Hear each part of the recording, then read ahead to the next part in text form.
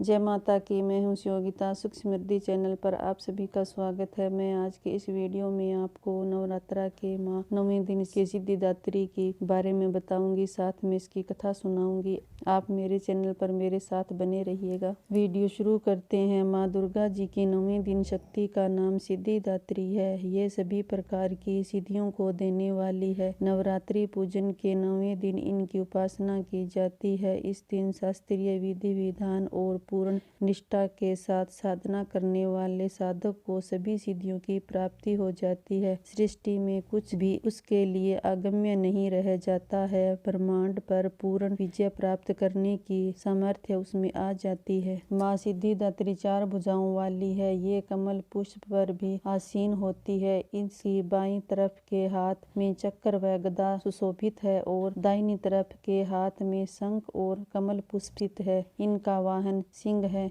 मार्कंडेय जी पुराण के अनुसार 8 सिद्धियां इनके द्वारा प्रदान की गई है। अणिमा, महिमा, गरिमा, लघिमा, प्राप्ति, प्राकम्य, इशितव और वसीतव। माँ भगवती का स्मरण, ध्यान, पूजन हमें इस संसार की असारता का बोध कराते हुए वास्तविक परम शांतिदायक अमृत पद की ओर ले जाने वाला है। आज के युग में इतना कठिन तप जो कोई भी करता है वह माँ की कृपा का पात्र बनता ही है। अन्य 8 दुर्गाओं की पूजा उपासना शास्त्रीय विधि विधान के अनुसार करते हुए भक्त दुर्गा पूजा के 9वें दिन इनकी उपासना में प्रवृत्त होते हैं। इनकी सिद्धिदात्री माँ की उपासना पूर्ण कर लेने के बाद भक्तों और साधकों की लौकिक प्रलौकिक सभी प्रकार की कामनाओं की पूर्ति हो जाती है। 9वीं के दिन माँ सिद्धिदात्री की पूजा की जाती है। देवी के इस स्वरूप को केतु ग्रह की स्वामिनी माना गया है। जो जातक 9वीं के दिन माँ सिद्धिदात्री की पूजा अर्चना करते हैं उनके जीवन से केतु का दोष हट जाता है। मैं अब आपको कथा सुना रही हूँ। देवी पुराण में ऐसा उल्लेख मिलता है कि भगवान शंकर ने भी इन्हीं की कृपा से सिद्धियों को प्राप्त किया था। केवल मानव ही नहीं बल्कि सिद्धि, गंधर्व, यक्ष, देवता और असुर सभी इनकी आराधना करते हैं। संसार में सभी वस्तुओं को सहज और सुलभता से प्राप्त करने के लिए नवरात्रा के 9वें दिन इनकी पूजा की जाती है। भगवान शिव ने भी सिद्धिदात्री देवी की कृपा से तमाम सिद्धियां प्राप्त की थी। इस देवी की कृपा से ही शिव जी का आधा शरीर देवी का हुआ था। इसी कारण शिव अर्धनारीश्वर नाम से प्रसिद्ध हुए। इस देवी का पूजन, ध्यान, स्मरण हमें इस संसार की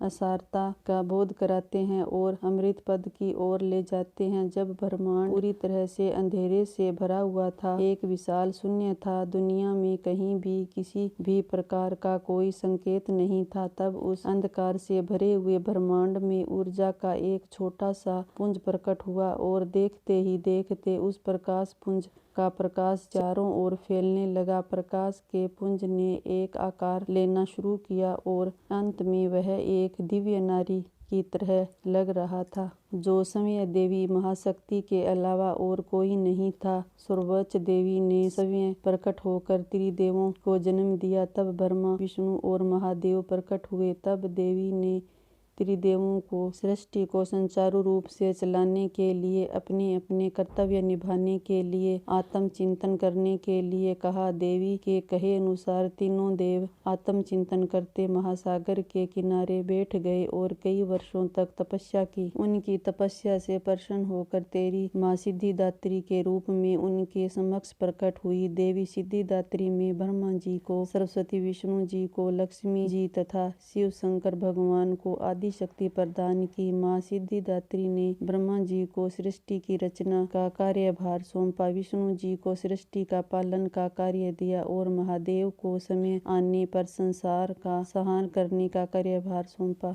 माँ सिद्धिदात्री ने त्रिदेवों को बताया कि उनकी शक्तियाँ उनकी पत्नियों के रूप में हैं, जो उन्हें अपने कार्य करने में मदद करेगी। माँ सिद्धिदात्री ने उन्हें आश्वासन दिया कि वह उन्हें दिव्य चमत्कारी शक्तियाँ भी प्रदान करेगी, जो उन्हें अपने कर्तव्यों को पूरा करने में मदद करेगी। यह कहते हुए देवी ने उन्हें 8 अलौकिक शक्तियां प्रदान की। इस प्रकार 2 भागों में आदमी तथा औरत, देव तथा दानव, पशु पक्षी, पेड़ पौधे तथा दुनिया की कई और प्रजातियों का जन्म हुआ। आकाश असंख्य तारों, आकाश गंगा हूँ और नक्षत्रों से भर गया। पृथ्वी पर विशाल महासागरों, झीलों और नदियों का निर्माण हुआ। सभी प्रकार की वनस्पतियों और जीवों की उत्पत्ति हुई और उन्हें उचित आवास प्रदान किए गए। इसी प्रकार देवी सिद्धिदात्री की कृपा से सृष्टि के रचना, पालन तथा संहार का कार्य संपन्न हुआ। प्रत्येक मनुष्य का यह कर्तव्य है कि वह माँ सिद्धिदात्री की कृपा प्राप्त करने का निरंतर प्रयत्न करें, उनकी आराधना की और अग्रसर हो। इनकी कृपा से अनंत दुख रूप संसार से निर्लिप्त रहकर सारे सुखों का भोग करता हुआ वह मोक्ष को प्राप्त कर सकता है। सिद्धिदात्री माँ के कृपा पात्र भक्त के भीतर कोई ऐसी कामना शेष बचती ही नहीं है जिसे वह पूर्ण करना चाहे। वह सभी सांसारिक इच्छाओं, आवश्यकताओं और सर्पाओं से ऊपर उठकर मानसिक रूप से माँ भगवती के दिव्य लोकों में विचरण करता हुआ उनके कृपा रस पीयूष का निरंतर पान करता हुआ विषय भोग शून्य हो जाता है। माँ भगवती का परम सानिध्य ही उसका सर्वस्व हो जाता है। इस परम पद को पाने के बाद उसे अन्य किसी भी वस्तु की आवश्यकता नहीं रह जाती। माँ के चरणों का यह सानिध्य प्राप्त करने के लिए हमें निरंतर नियमित रहकर उनकी उपासना करनी चाहिए। कहानी संपन्न हुई। मेरी छोटी सी वीडियो पसंद आई होगी तो आप मेरे चैनल को सब्सक्राइब करें और वीडियो को ज़्यादा से ज़्यादा शेयर करें। कमेंट में जय माता की लिखें, बेल आइकन को दबाएं जिससे मेरी हर नई वीडियो की नोटिफिकेशन आपके पास सबसे पहले पहुंच सके। Thank you.